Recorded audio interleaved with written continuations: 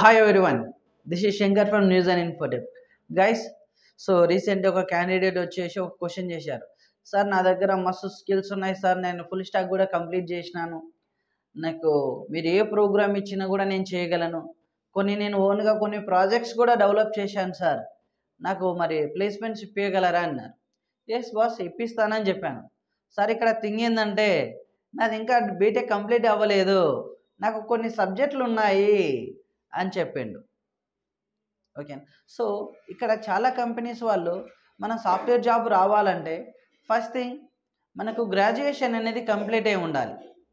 ఒక 99% కంపెనీస్కి మన గ్రాడ్యుయేషన్ లేకుండా సాఫ్ట్వేర్ జాబ్ రావాలనుకోవడం అనేది చాలా చాలా కష్టంతో కూడుకున్న పని.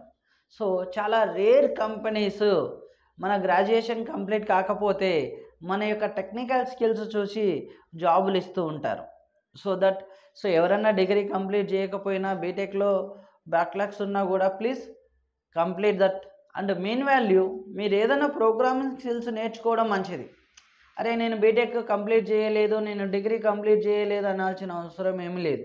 మీరు ఒక ప్రోగ్రామింగ్ స్కిల్స్ సాఫ్ట్వేర్ స్కిల్స్ నేర్చుకుంటూ ఉండి మీ బీటెక్ను అది ఓపెన్ యూనివర్సిటీ కావచ్చు, ఉన్న సప్లీలను కంప్లీట్ చేయడం కావచ్చు, మీ యొక్క ఛాన్సెస్ను బట్టి ఏదో ఒక విధంగా మీరు డిగ్రీని కంప్లీట్ చేయగలిగితే then definitely you are eligible for software industry. But మీరు స్కిల్స్లో hero, you are very strong in technical అంటే చెప్పాను కదా, స్టూడెంట్స్ పెద్ద షాక్ ఇచ్చిండు నాకు సప్లీలు ఉన్నాయి సార్ అని. మరి సప్లీ లేకపోతే ఎందుకు కోర్సు నేర్చుకున్నావు అని అడిగాను.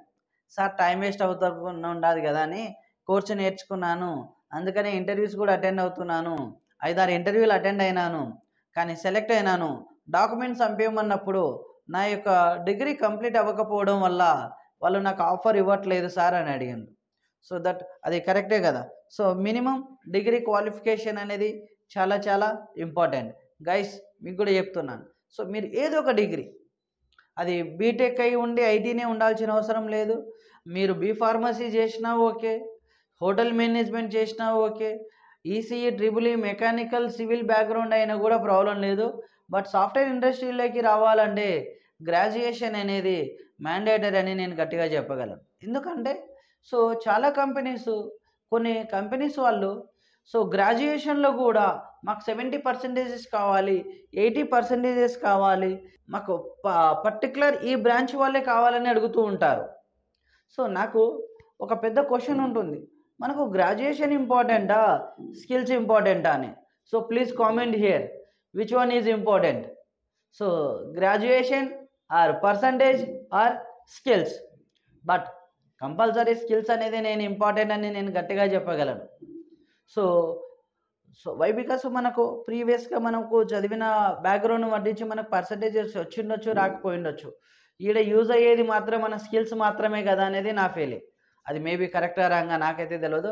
But definitely I will support for skill candidates only. Okay, ఎందుకంటే మనం ఏ ప్రాజెక్ట్ ఇచ్చినా కూడా చేయగలరు.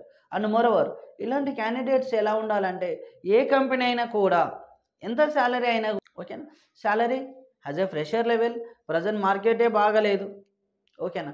సో శాలరీ బాండు ఈ లొకేషన్ కన్సిడర్ పెట్టుకొని అబ్బా నాకు ఆ లొకేషన్ వద్దు, ఈ లొకేషనే కావాలి, నా దోస్తు కానీ గింత ప్యాకేజ్ వచ్చింది నాకు ఎంత కావాలి అనే థింగ్లో ఉండొద్దు. ఎందుకంటే నా కళ్ళారా నేను చూస్తూనే ఉన్నాను.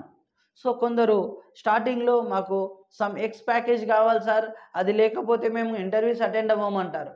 ఒక 3 months 6 months 1 year తర్వాత సార్ ఇప్పుడు ప్యాకేజ్ ఎంతైనా ఓకే సార్ నేను జాయిన్ అవుతాను సార్ అంటారు.